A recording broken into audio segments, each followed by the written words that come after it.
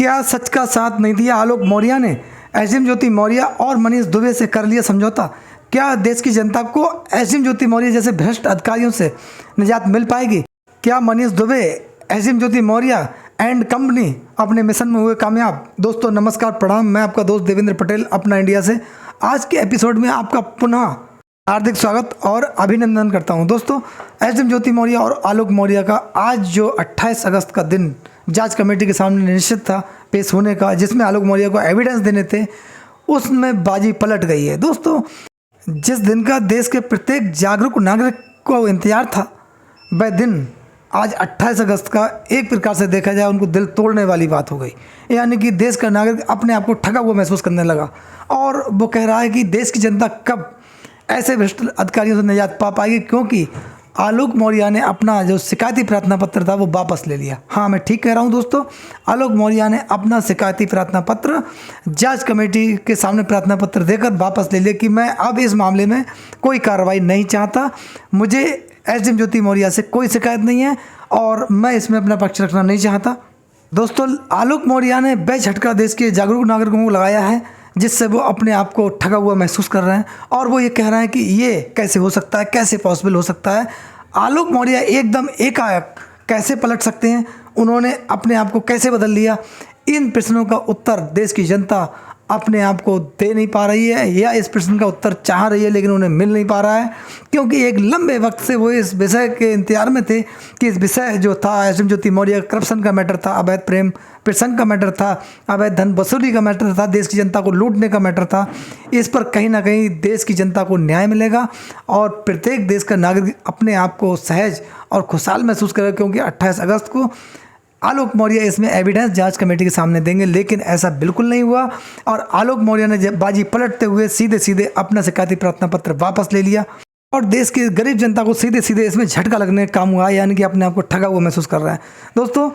SDM Jyoti Maurya, Manish Dubey and brigade यानी कि उनकी जो टीम थी, उसने कहीं ना कहीं इस मामले को मैनेज कर लिया और आलोक मौर्य, मैंने आपसे लास्ट वीडियो में कहा था कि आलोक मौर्य कहीं ना कहीं इस समझौते की तरफ हैं और उनका समझौता पॉसिबल है, लेकिन ये लास्ट चरण तक नहीं पहुंचा था, अब से 2 दिन तक। लेकिन और मैंने ये भी कहा था कि एसडीएम ज्योति मौर्य लगातार मीटिंग्स कर रही हैं अपने मिलने वालों के साथ, अपने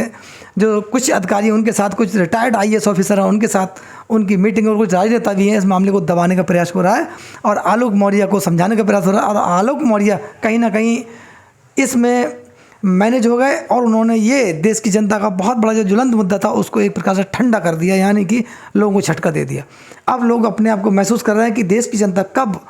एसडीएम ज्योति मौर्य जैसे भ्रष्ट अधिकारी, जिन्होंने 33 करोड़ का, जिन पर अवैध धन वसूली का आरोप था और अवैध संपत्ति इन्होंने इसी पैसे से काफ़ी बनाई थी, मनीष दुबे जैसे पद की गर्मा गिराने वाले और महिला होमगार्ड एवं अन्य महिलाओं के साथ यौन शोषण करने वाले अधिकारी को सीधे सीधे क्लीन चिट मिली हो, यानी कि इनकी रास्ता साफ क्लियर होती हुई दिखाई दे रही है और मनीष दुबे, एसडीएम ज्योति मौर्य की पूरी टीम कहीं ना कहीं सफल होती हुई दिखाई दे रही है। अब उन मुद्दों को क्या होगा दोस्तों, मैं आपसे इसलिए इस विषय पर चर्चा करने वाला हूं कि उन मुद्दों को क्या होगा, यानी कि जनता के मुद्दे थे, जो देश के गरीब लोगों के मुद्दे थे, उनका क्या होगा। उन लोगों को ऐसे भ्रष्ट अधिकारियों से कभी निजात मिल पाएगी जिन पर इतने बड़े आरोप हों, लेकिन ये प्रश्न हमेशा बना रहेगा, क्योंकि आज देश के अंदर काफ़ी ऐसे अधिकारी हैं जिन पर विभिन्न समय पर आरोप लगते रहते हैं कि कहीं ना कहीं भ्रष्टाचार के आरोप हैं या अवैध धन वसूली के आरोप हैं, इनकी अवैध संपत्ति काफ़ी इनके पास है, वो कहाँ से आई, कोई जांच करने वाला नहीं है क्या कोई पूछने वाला नहीं है। ऐसे प्रश्न हमेशा बनते रहेंगे। एसडीएम ज्योति मौर्य और मनीष दुबे के मामले में देश की जनता ने काफ़ी आलोक मौर्य को सहयोग दिया था, काफ़ी जो देश के जागरूक नागरिक थे उनका सहयोग था आलोक मौर्य को। लेकिन कहीं ये सवाल उठने लगे हैं आलोक मौर्य पर कि आलोक मौर्य ने अपने निजी स्वार्थ के कारण, अपना निजी स्वार्थ सिद्ध करने के कारण एसडीएम ज्योति मौर्य से कहीं ना कहीं समझौता कर लिया, ऐसे कयास लगाए जा रहे हैं। क्योंकि इसमें एक प्रश्न और उठा था कि आलोक मौर्य के पास भी ऐसी संपत्ति हो सकती है, जब एसडीएम ज्योति मौर्य एसडीएम थी और आलोक मौर्य उनके साथ थे, कहीं ना कहीं उनके बैंक खातों की जांच हो सकती है या उनके जो उन्होंने संपत्ति खरीदी है वो आलोक मौर्य के भी नाम पर हो सकती हैं। आलोक मौर्य भी इस संपत्ति के जो अवैध संपत्ति एसडीएम ज्योति मौर्य ने हासिल की है वह भी जांच के दायरे में आ सकती है। यानी कि आलोक मौर्य पर भी उंगली उठ सकती है कि आप जब एसडीएम ज्योति मौर्य संबंध आपके अच्छे थे, उस समय इन्होंने धन वसूली का अवैध धन वसूली का जो आरोप लगाया था, उस समय आपने क्यों नहीं ये प्रश्न उठाए और ये जनता के सामने आप क्यों नहीं गए कि एसडीएम ज्योति मौर्य भले ही मेरी पत्नी है लेकिन एक करप्ट ऑफिसर है और इन्होंने अवैध धन वसूली की, वो आरोप उस समय आपने क्यों नहीं लगाए थे। दूसरी चीज़ एक और, आलोक मौर्य और एसडीएम ज्योति मौर्य के आवास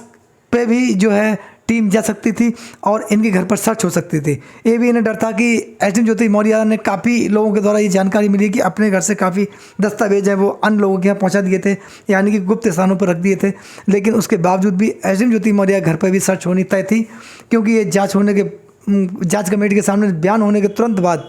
एसडीएम ज्योति मौर्य के घरों पर सर्च हो सकती थी। आलोक मौर्य भी उसके दायरे में आते। तब इन्हें लगा कि कहीं ना कहीं ये मामला मैनेज कर लिया जाए, क्योंकि अब जब हमारा मामला सिद्ध हो रहा है, एसडीएम ज्योति मौर्य की ऐसे भी केस लगाए जा रहे हैं, क्या अब घर वापसी पॉसिबल है? पूरी बिसात जो है बीत चुकी है और कहीं ना कहीं ये सब मामला पूरा मैनेज हो गया है। यानी कि देश की जनता को दरकिनार करते हुए दो लोगों ने अपने निजी स्वार्थ सिद्ध करने की वजह से ये सब बड़ा कदम उठाया है और ऐसे में आलोक मौर्य ने देश की जनता के सामने से हटते हुए और बैक रास्ते से सीधे सीधे अपना शिकायती प्रार्थना पत्र वापस ले लिया है। यानी कि उन्होंने सीधे रास्ते से इतने बड़े मुद्दे से किनारा कर लिया है। अब लोगों का कहना यह है कि आलोक मौर्य और एसडीएम ज्योति मौर्य के बीच बहुत बड़ी डील हुई है। इसमें मनीष दुबे एंड पार्टी की बहुत बड़ी भूमिका रही है, यानी कि काफ़ी लोग इसमें लगे थे। और जो मैंने आपको बता दें, मीटिंग्स का जो दौर चल रहा था उसमें ये डील तय हो गई कि कल ये क्लियर हुआ है। ऐसा कुछ जानकारी में आ रहा है कि केवल अब एसडीएम ज्योति मौर्य की घर वापसी होगी। आलोक मौर्य ने इसमें अपनी भलाई समझी कि कहीं ना कहीं ये मामला पूरा फिर से एक रास्ते पर आ जाए और इससे चाहे किसी स्तर तक हो वह समझौता कर लिया जाए। फैमिली कोर्ट प्रयागराज में एसडीएम ज्योति मौर्य ने जो तलाक की अर्जी डाली थी, उसमें एसडीएम ज्योति मौर्य का प्रेजेंट ना होना,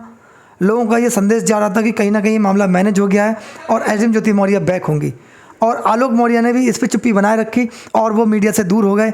इसी के बीच ये मामला हल हुआ और कहीं ना कहीं ये कयास क्लियर हो गए हैं कि अब आलोक मौर्य ने न्याय की रास्ता छोड़कर, यानी कि देश की गरीब जनता की रास्ता छोड़कर सीधे एक भ्रष्ट अधिकारी का, ऐसा उनके द्वारा जो आरोप लगे थे उसके अनुसार साथ पकड़ लिया है। क्या अब वो एसडीएम ज्योति मौर्य के साथ रहने वाले हैं? और जो आरोप थे, जो उन्होंने आरोप लगाए थे और विभिन्न आरोप अपनी जान से मारने की साजिश का भी आरोप उन्होंने अपनी पत्नी और मनीष दुबे पर लगाए थे, क्या उनसे अपनी पत्नी को पाक साफ कर पाएंगे?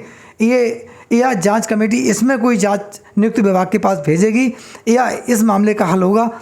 क्योंकि ये मामला करप्शन का मामला है, ये मामला अवैध धन वसूली का है और पद की गर्मा गिराने यानी क्षति पहुंचाने का मामला है। ये मामला जनता का है, ना कि आलोक मौर्य का है। एक पति पत्नी का नहीं है, ये पारिवारिक मैटर नहीं है, क्योंकि ये मामला देश की जनता का है और पद का दुरुपयोग करने का मामला है। इसमें क्या कार्रवाई एसडीएम ज्योति मौर्य और मनीष दुबे के खिलाफ होगी?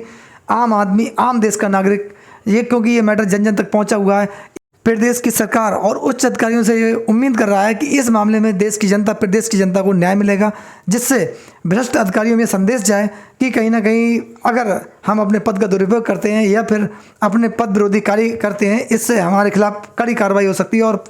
देश की जनता का अपने अधिकारी और सरकार पर पूर्ण विश्वास बना रहे, ऐसी उम्मीद और कामना करते हैं। दोस्तों, आपके सहयोग और प्यार के लिए मैं आपका बहुत बहुत धन्यवाद, बहुत बहुत आभारी हूँ। आपका लाइक और कमेंट्स हमारे लिए उत्साहवर्धक साबित होता है। आपके प्यार और सहयोग के लिए पुनः धन्यवाद। जय हिंद, जय भारत, नमस्कार।